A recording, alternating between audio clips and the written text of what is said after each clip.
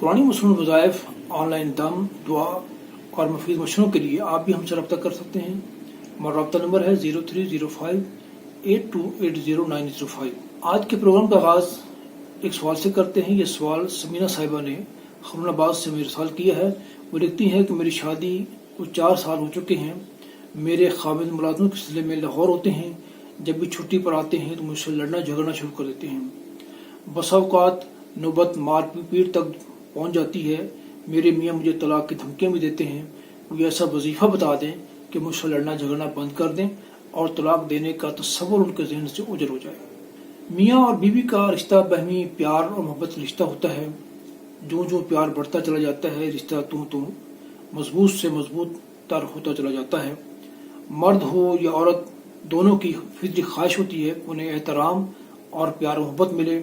اس پہلو سے جب کسی بھی طرف سے خاوند ہو یا بیوی کمی واقع ہوتی ہے تو آپس کے فاصلے بڑھنا شروع ہو جاتے ہیں اور عقد یعنی گرہ نکاح ڈھیلی پڑنا شروع ہو جاتی ہے، یہاں تک کہ یہ گرہ ڈھیلی ہوتی ہوتی کھل کر جدا ہو جاتی ہے، اور اسی کا دوسرا نام طلاق ہے۔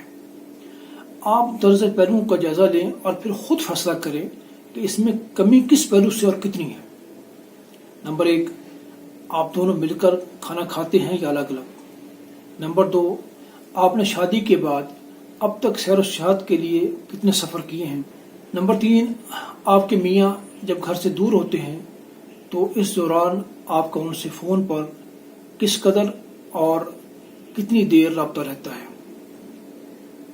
نمبر 4، آپ اور آپ کے میاں ایک ہی شہر میں اکٹھے ہوں، اس کے لیے آپ نے اپنے میاں کو کیا تجویز دی اور کس قدر اصرار کیا؟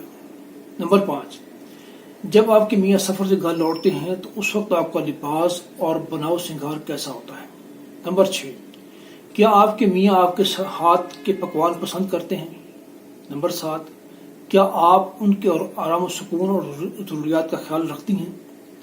اگر درج بالا سوالات کے جوابات تسلی بخش ہیں تو اس پر اللہ تعالیٰ کا شکر ادا کریں، وگرنہ جس پہلو سے جو کمی ہے اس کا ازالہ کریں۔